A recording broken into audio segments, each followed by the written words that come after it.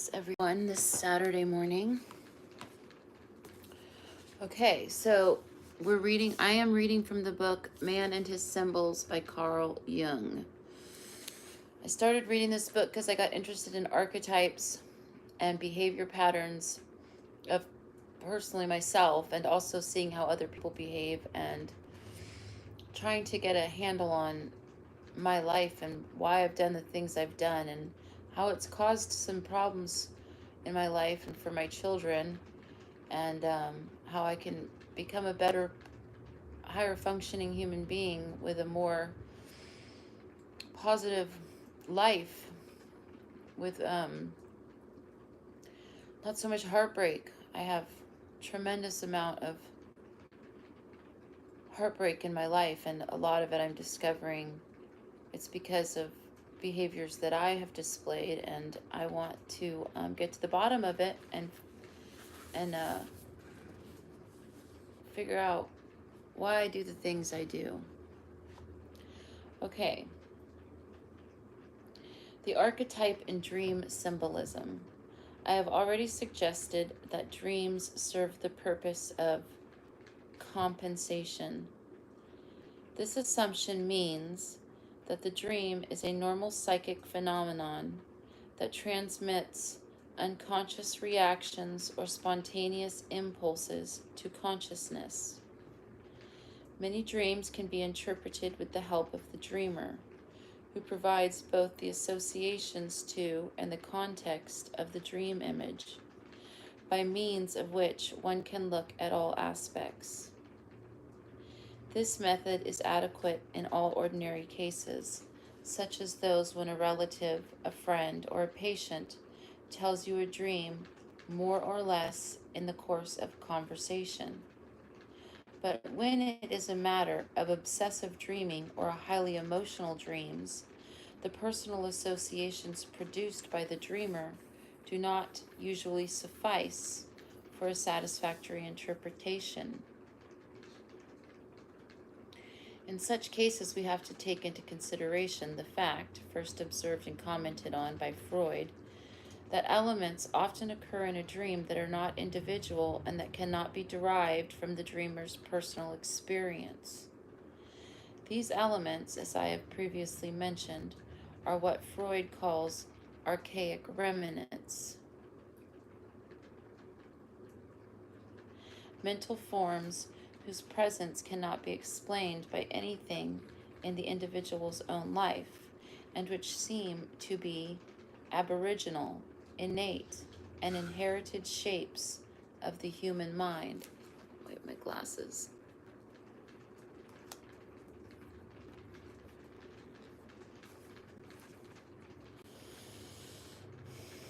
Just as the human body represents a whole museum of organs, each with a long evolutionary history behind it, so we should expect to find that the mind is organized in a similar way. It can no more be a product without history than is the body in which it exists. By history, I do not mean the fact that the mind builds itself up by conscious reference to the past through language and other cultural traditions. I am referring to the biological, prehistoric, and unconscious development of the mind in archaic man, whose psyche was still close to that of an animal. This immensely old psyche forms the basis of our mind, just as much as the structure of our body is based on general anatomical pattern of the mammal. The trained eye of the anatomist or the biologist finds many traces of this original pattern in our bodies. The experienced investigator of the mind can similarly see that analogies between the dream picture of modern man and the products of primitive mind, its collective images, and its mythological motifs. Just as the biologist needs the science of comparative autonomy, however, the psychologist cannot do without a comparative autonomy of the psyche. In practice, to put it differently, the psychologist must not only have a sufficient experience of dreams and other products of unconscious activity, but also of mythology in its wildest sense. Without this equipment, nobody can spot the important analogies. It is not possible, for instance, to see the analogy between a case of compulsion neurosis and that of a classical demonic possession without a working knowledge of both. My views about the archaic remnants, which I call archetypes or primordial images, have been constantly criticized by people who lack a sufficient knowledge of the psychology of dreams and mythology. The term archetype is often misunderstood as meaning certain definite mythological images or motifs, but these are nothing more than conscious representations. It would be absurd to assume that such variable representations could be inherited. The archetype is a tendency to form such representations of a motif. Representations that can vary a great deal in detail without losing their basic pattern. There are, for instance, many representations of the motif of the hostile brethren, but the motif itself remains the same. My critics have incorrectly assumed that I am dealing with inherited representations, and on that ground they have dismissed the idea of the archetype as mere superstition. They have failed to take into account the fact that if archetypes were representations that originated in our consciousness, or were acquired by consciousness, we would surely understand them and not be bewildered and astonished when they present themselves in our consciousness. They are indeed an instinctive trend, as marked as the impulse of birds to build nests, or ants to form organized colonies. Here I must clarify the relation between instincts and archetypes. What we properly call instincts are psychological urges and are perceived by the senses. But at the same time, they are also manifest themselves in fantasies and often reveal their presence only by symbolic image. These manifestations are what I call the archetypes. They are without known origin, and they reproduce themselves in any time or any part of the world, even where transmission by direct descent or cross-fertilization through migration must be ruled out. I can remember many cases of people who have consulted me because they were baffled by their own dreams or by their children's. They were at a complete loss to understand the terms of the dreams. The reason was that the dreams contained images that they could not relate to anything they could remember or could have passed on to their children. Yet some of these patients were highly educated. A few of them were actually psychiatrists themselves. I vividly recall the case of a professor who had had a sudden vision and thought he was insane. He came to see me in a state of complete panic. I simply took a 400-year-old book from the shelf and showed him an old woodcut depicting his very vision. "There's no reason for you to believe that you're insane," I said to him. "They knew about your vision 400 years ago." Whereupon he sat down entirely deflated, but once more normal. A very important case came to me from a man who was himself a psychiatrist. One day he brought me a handwritten booklet.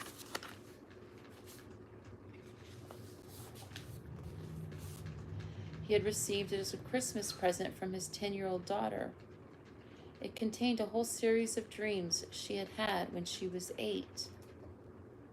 They were made up of the weirdest series of dreams that I've ever seen, and I could well understand why her father was more than just puzzled by them. Though childlike, they were uncanny, and they contained images whose origin was wholly incomprehensible to his father. Here are the relevant motifs from the dream. 1. The evil animal, a snake-like monster with many horns, kills and devours all other animals. But God comes from the 4 corners, being in fact 4 separate gods, and gives rebirth to all the dead animals. 2. An ascent into heaven where pagan dances are being celebrated, and a descent into hell where angels are doing good deeds. 3. A horde of small animals frightens the dreamer. The animals increase to tremendous size, and one of them devours the little girl. 4. A small mouse is penetrated by worms, snakes, fishes, and human beings. Thus the mouse becomes human. This portrays the 4 stages of the origin of mankind. A drop of water is seen as it appears when looked at through a microscope. The girl sees the drop is full of tree branches. This portrays the origin of the world. A bad boy has clawed of earth and throws bits of it at everyone who passes. In this way, all passerbys become bad. A drunken woman falls into the water and comes out renewed and sober. The scene is in America, where many people are rolling on an ant heap, attacked by ants. The dreamer, in a panic, falls into the river. There is a desert on the moon where the dreamer sinks so deeply into the ground that she reaches hell. In the dream, the girl has a vision of a luminous ball. She touches it. Vapors emanate from it. A man comes and kills her. The girl dreams she is dangerously ill. Suddenly, birds come out of her skin and cover her completely. Swarms of gnats obscure the sun, the moon, and all the stars except one. The one star falls upon the dreamer. In the unabridged German original, each dream begins with the words of the old fairy tale, Once Upon a Time. By these words, the little dreamer suggests that she feels as if each dream were a sort of fairy tale, which she wants to tell her father as a Christmas present. The father tried to explain the dreams in terms of their context, but he could not do so, for there seemed to be no personal associations to them. The possibility that these dreams were conscious elaborations can, of course, be ruled out only by someone who knew the child well enough to be absolutely sure of her truthfulness. They would, however, remain a challenge to our understanding, even if they were fantasies. In this case, the father was convinced that the dreams were authentic, and that I have no reason to doubt it. I knew the little girl myself, but this was before she gave her dreams to her father, so I had no chance to ask her about them. She lived abroad and died of an infectious disease about a year after that Christmas. Her dreams have decidedly peculiar character. Their leading thoughts are markedly philosophic in concept. The first one, for instance, speaks of an evil monster killing other animals, but God gives rebirth to them all through a divine apokastasias, or restitution. In the Western world, this idea is known through the Christian tradition. It can be found in the Acts of Apostle 3:21. Christ, whom the heaven must receive until the time of restitution of all things. The early Greek fathers of the church, for instance, Origen, particularly insisted upon the idea that at the end of time everything will be restored by the Redeemer to its original and perfect state. But according to St. Matthew, 10, 15, 17, 11, there was already an old Jewish tradition that Elias truly shall first come and restore all things. 1 Corinthians 15:22 refers to the same idea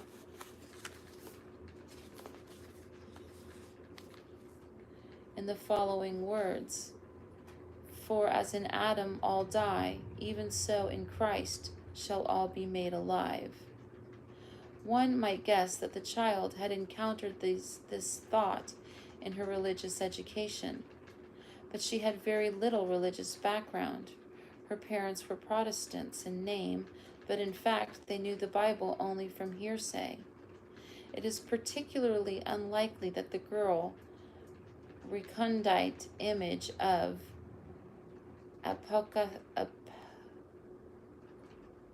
Apokastasius had been explained to the girl.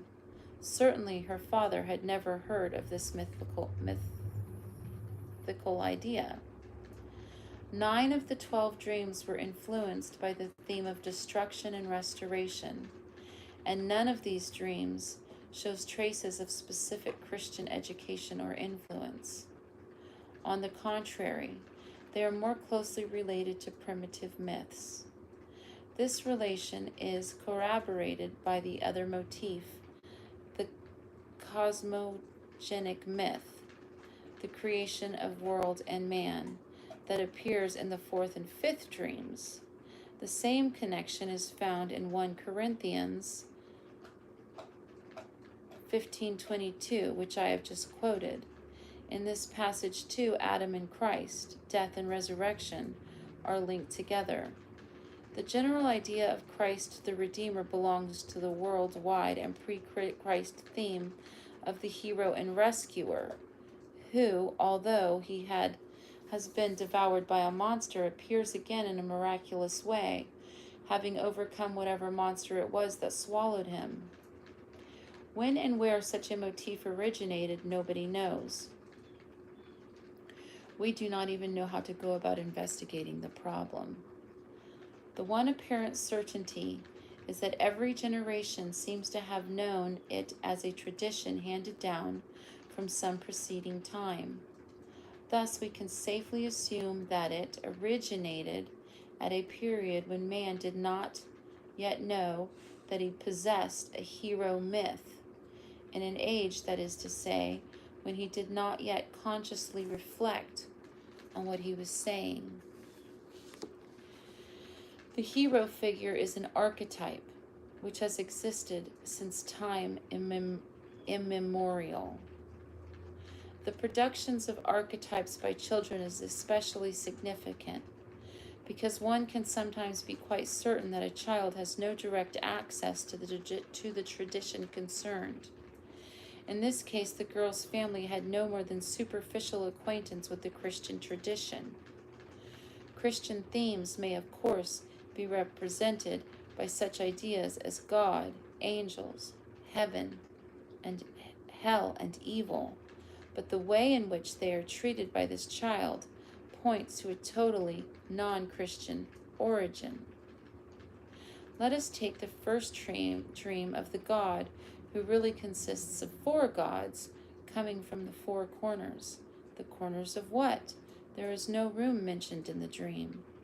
A room would not even fit in this picture of what is obviously a cosmic event in which the universal being himself intervenes.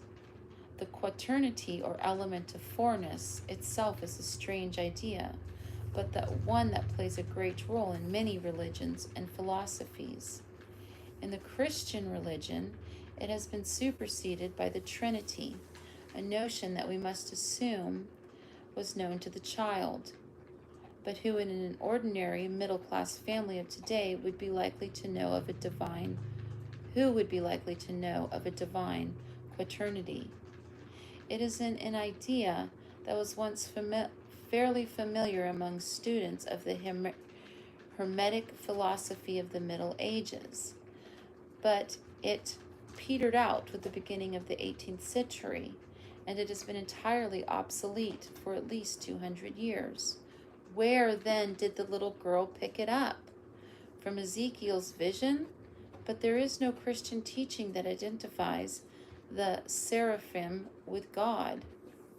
So this is interesting because during a period of time when I was kind of losing my mind after my son had been killed, about 3 years after I lost him, I kind of went a little cuckoo, and I started to write a book about my life.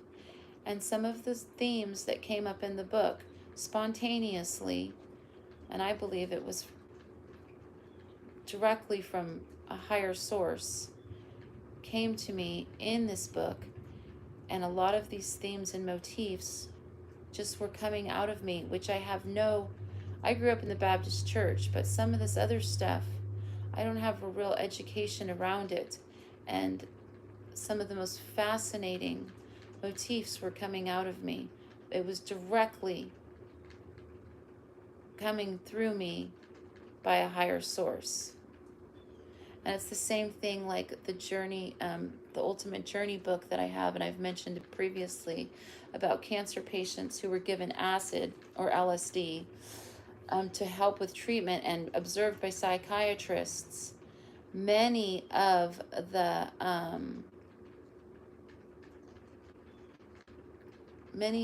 patients had visions of mythological stories that they never even knew existed. So it's pretty crazy and wild. The same question may be asked about the horned serpent. In the Bible, it is true, there are many horned animals. In the book of Revelation, for instance. But all these seem to be quadruped, although their overlord is the dragon. The Greek word for which, drakon, also means serpent. The horned serpent appears in 16th century Latin alchemy as the quadrinortus serpens, four-horned serpent, a symbol of Mercury and an antagonist of the Christian Trinity. But this is an obscure reference. So far as I can discover, it is made by only one author, and this child had no means of knowing it.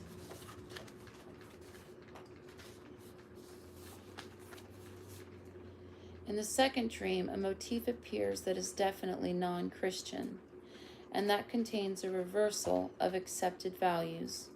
For instance, pagan dances by men in heaven and good deeds by angels in hell. This symbol suggests a relativity of moral values. Where did the child find such a revolutionary notion, worthy of Nietzsche's genius? These questions lead us to another. What is the compensatory meaning of these dreams, to which the little girl obviously attributed so much importance that she presented them to her father as a Christmas present? If the dreamer had been a primitive medicine man, one could reasonably assume that they represented variations of the philosophical themes of death, of resurrection and restitution, or the origin of the world, the creation of man, and the relativity of values. But one might give up such dreams as hopelessly difficult if one tried to interpret them from a personal level. They undoubtedly contain collective images, and they are in a way analogous to the doctrines taught to young people in primitive tribes when they are about to be initiated as men. At such times they learn about what God or the gods or the founding animals have done, how the world and man were created, how the end of the world will come, and the meaning of death. Is there any occasion when we, in Christian civilization, hand out similar instructions? There is, in adolescence, but many people begin to think again of things like this in an old age, at the approach of death. The little girl, as it happened, was in both these situations. She was approaching puberty and at the same time the end of her life. Little or nothing in symbolism of her dreams points to the beginning of a normal adult life, but there are many allusions to destruction and restoration. When I first read her dreams, indeed, I had the uncanny feeling that they suggested impending disaster. The reason I felt that was the peculiar nature of compensation that I deduced from the symbolism. It was the opposite of what one would expect to find in the consciousness of a girl of that age. These dreams open up a new and rather terrifying aspect of life and death. One would expect to find such images in an aging person who looks back upon life, rather than to be given them by a child who would normally be looking forward. Their atmosphere recalls the old Roman saying, "Life is a short dream," rather than the joy and exuberance of its springtime. For this child's life was like a ver sacrum vovendum, the vow of vernal sacrifice, as the Roman poet puts it. Experience shows that the unknown approach of death casts an anticipatory shadow over the life and dreams of the victim. Each the altar in Christian churches represents, on the one hand, a tomb, and on the other, a place of resurrection, the transformation of death into eternal life. Such are the ideas that the dreams brought home to the child. They were a preparation for death, expressed through short stories, like the tales told at primitive initiations or the Korans of Zen Buddhism. This message is unlike the Orthodox Christian doctrine and more like ancient primitive thought. It seems to have originated outside historical tradition in the long-forgotten psychic sources that, since prehistoric times, have nourished philosophical and religious speculations about life and death. It was as if future events were casting their shadow back by arousing in the child certain thought forms that, though normally dormant, described or accompany the approach of a fatal issue. Although the specific shape in which they express themselves is more or less personal, their general pattern is collective. They are found everywhere and all the time, just as animal instincts vary a good deal in the different species, and yet serve the same general purposes. We do not assume that even newborn animals creates its own instincts as an individual acquisition, and we must not suppose that human individuals invent their specific human ways with every new birth. Like the instincts, the collective thought patterns of the human mind are innate and inherited. They function when the occasion arises, in more or less the same way in all of us. Emotional manifestations to which such thought patterns belong are recognizably the same all over the earth. We can identify them even in animals, and the animals themselves understand one another in this respect, even though they belong to different species. And what about insects with their complicated symbiotic functions? Most of them do not even know their parents and have nobody to teach them. Why should one assume, then, that man is the only living being deprived of specific instincts, or that his psyche is devoid of all traces of its evolution? Naturally, if you identify the psyche with consciousness, you can easily fall into the erroneous idea that man comes into the world with a psyche that is empty, and that in later years it contains nothing more than what it has learned by individual experience. But the psyche is more than consciousness.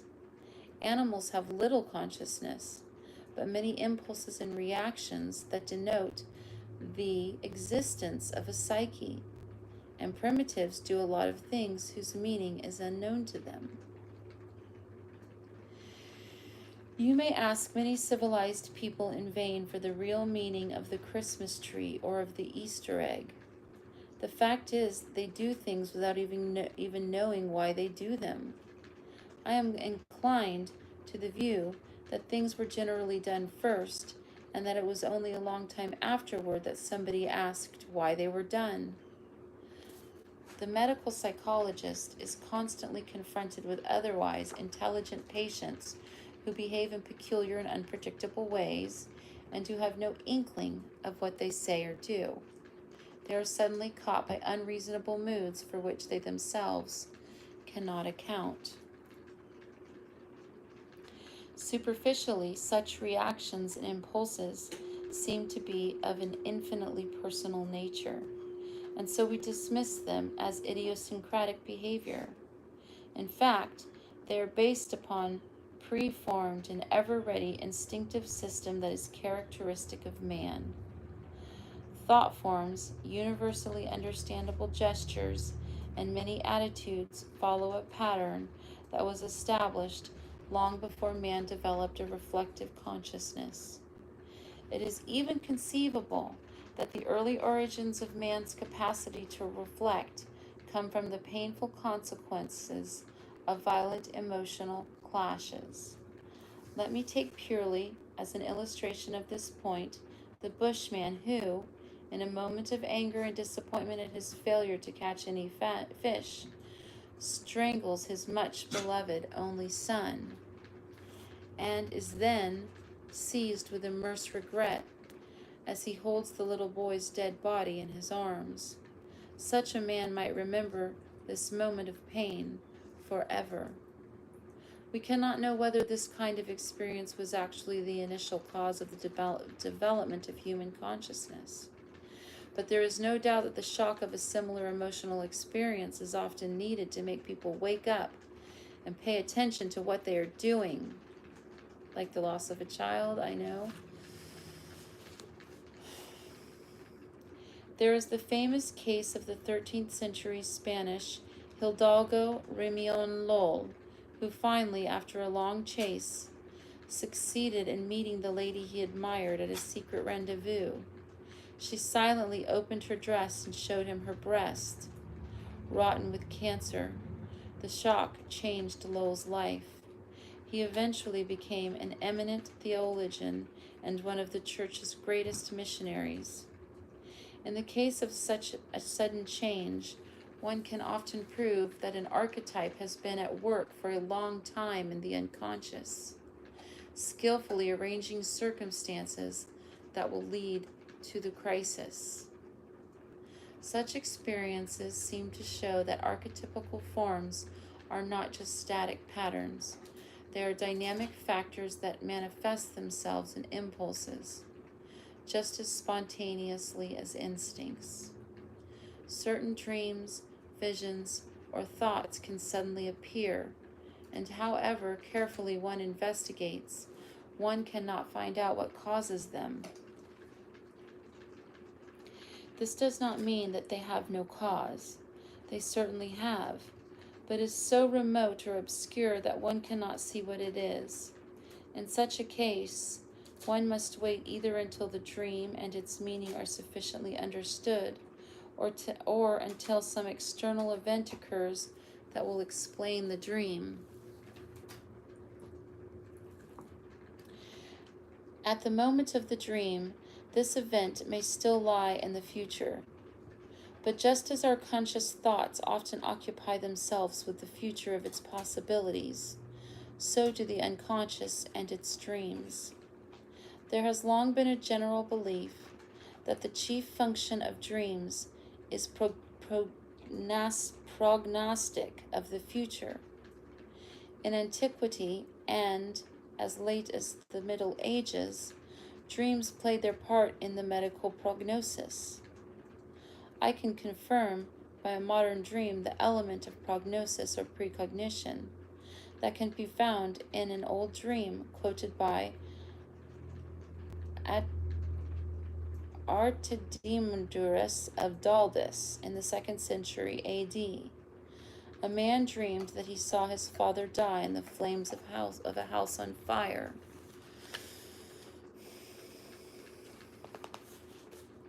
Not long afterward, he himself died in a fire or high fever, which I presume was pneumonia.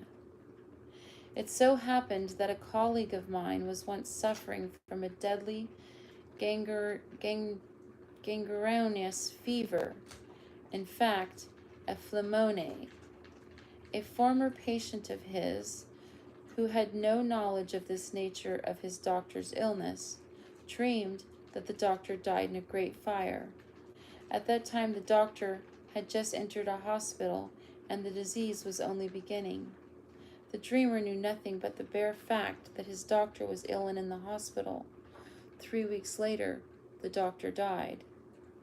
As this example shows, dreams may have an anticipatory or prognostic aspect, and anybody trying to interpret them must take this into consideration, especially where an obviously meaningful dream does not provide a context sufficient to explain it.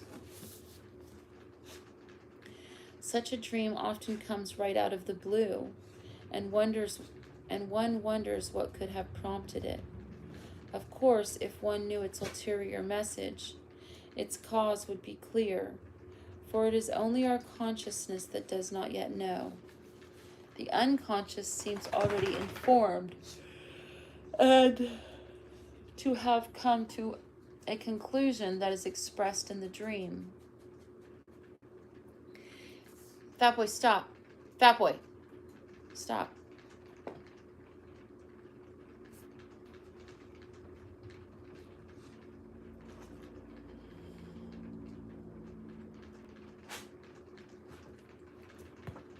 It can even use certain facts and anticipate their possible results just because we are not conscious of them.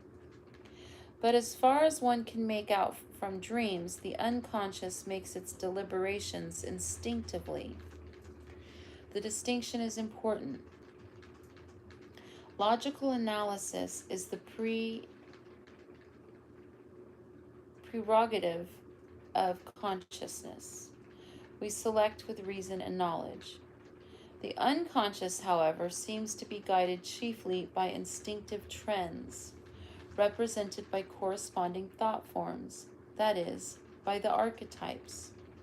A doctor who is asked to describe the course of an illness will use such rational concepts as infection or fever. The dream is more poetic. It presents the diseased body as a man's earthly house, and the fever as the fire that is destroying it.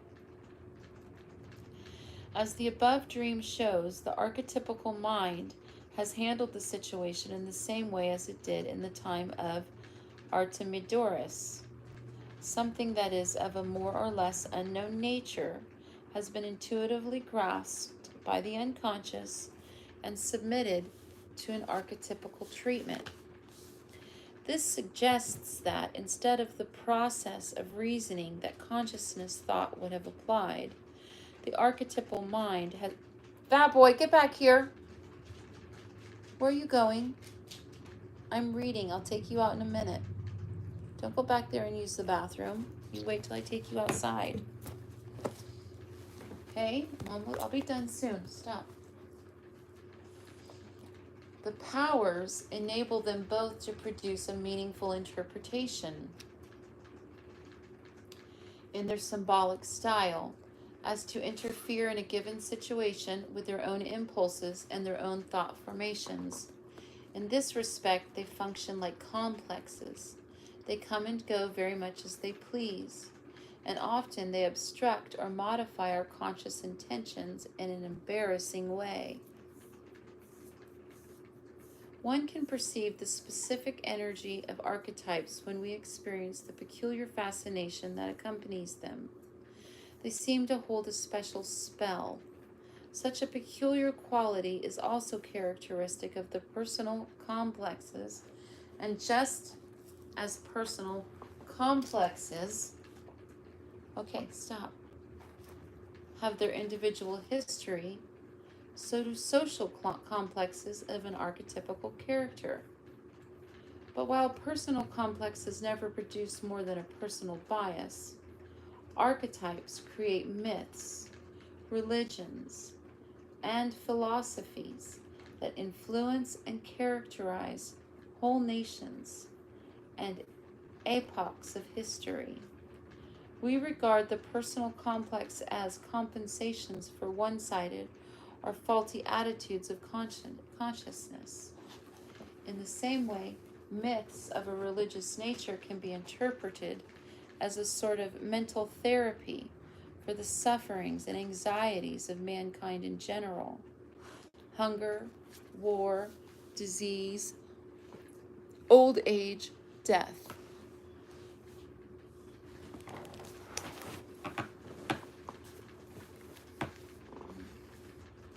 The universal hero myth, for example, always refers to a powerful man or god-man who vanquishes evil in the form of dragons, serpents, monsters, demons, and so on, and who liberates his people from destruction and death.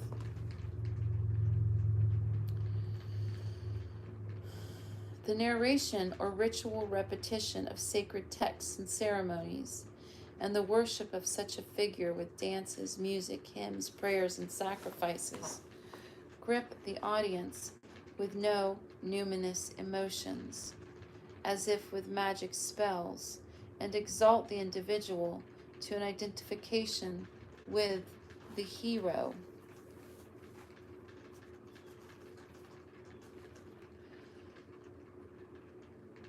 If we try to see such a situation with the eyes of the believer, we can perhaps understand how the ordinary man can be liberated from his personal impotence and misery and endowed, at least temporarily, with an almost superhuman quality. Often enough, such a conviction will sustain him for a long time and give a certain style to his life. It may even set the tone for a whole society.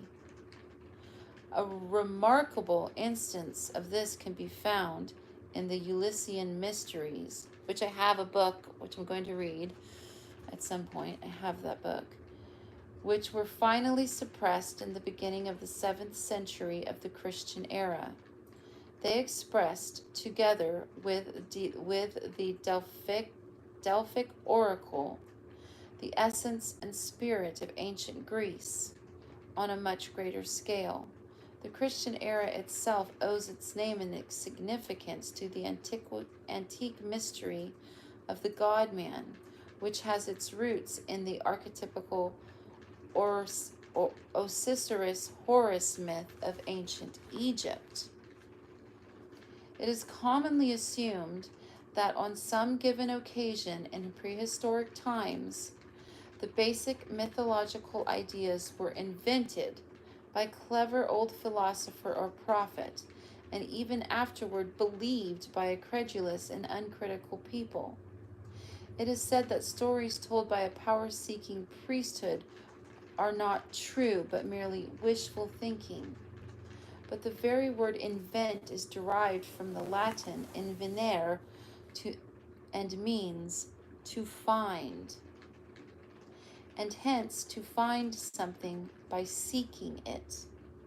In the latter case, the word itself hints at some foreknowledge of what you are going to find. Let me go back to the strange idea contained in the dreams of the little girl. It seems unlike that she sought them out, since she was surprised to find them. They occurred to her rather as peculiar and unexpected stories, which seemed noteworthy enough to be given to her father as a Christmas present. In doing so, however, she lifted them up into the sphere of our still living Christian mystery. the birth of our Lord, mixed with the secret of the evergreen tree that carried the newborn light. This is the reference of the fifth dream. Although there is ample historical evidence for the symbolic relation between Christ and the tree symbol, the little girl's parents would have been gravely embarrassed had they been asked to explain exactly what they meant by decorating a tree with burning candles to celebrate the Nativity of Christ. "Oh, it's just a Christmas custom," they would have said. A serious answer would require a far-reaching dissertation about the antique symbolism of the dying god and its relation to the cult of the Great Mother and her symbol, the tree, to mention only one aspect of this complicated problem.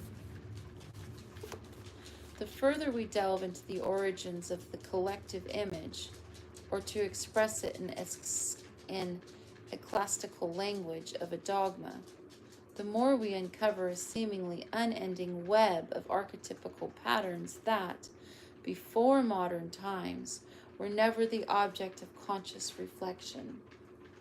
Thus, paradoxically enough, we know more about mythological symbols than did any generation before our own. The fact is that in former times, men did not reflect upon their symbols. They lived them and were unconsciously animated by their meaning. I will illustrate this by an experience I once had with primitives of Mount Elgon in Africa. Every morning at dawn they leave their huts and breathe or spit into their hands, which they then stretch out to the first rays of the sun, as if they were offering either their breath or their spittle to the rising god, to Mungu. This Swahili word, which they use in explaining the ritual act, is derived from a Polynesian root equivalent to mana or mulungu. These are similar terms designate a power of extraordinary efficiency and pervasiveness, which we could call divine. Thus, the word Mungu is their equivalent for Allah or God. When I asked them what they meant by this act or why they did it, they were completely baffled.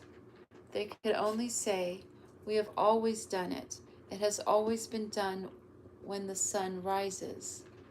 They laughed at the obvious conclusion that the sun is Mungu. The sun indeed is not Mungu when it is above the horizon. Mungu is the actual moment of the sunrise. What they were doing was obvious to me, but not to them.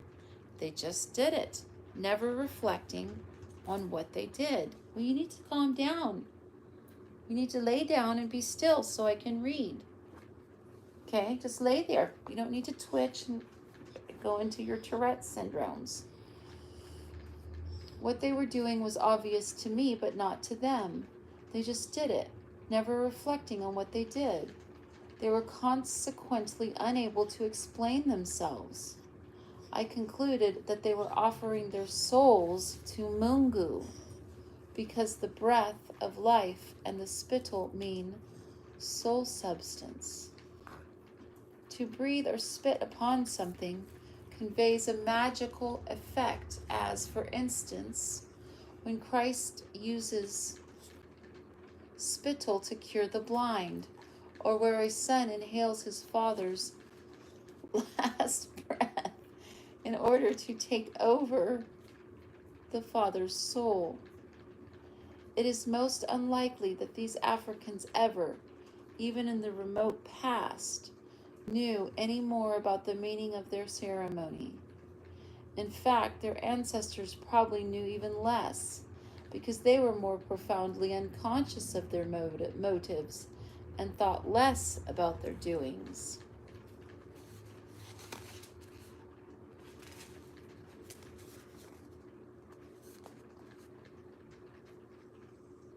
Goethe Frost aptly says, I'm...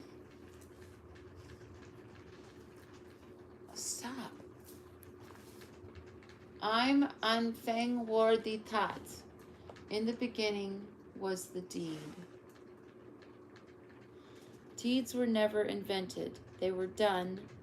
Thoughts, on the other hand, are a relatively late discovery of man. First, he was moved to deeds by unconscious factors. It was only a long time afterward that he began to reflect upon the causes that have moved him. And it took him a very long time indeed to arrive at the preposterous idea that he must have moved himself, his mind being unable to identify any other motivating force than his own. We should laugh at the idea of a plant or an animal inventing itself. Yet there are many people who believe that the psyche or mind invented itself and thus was the creator of its own existence.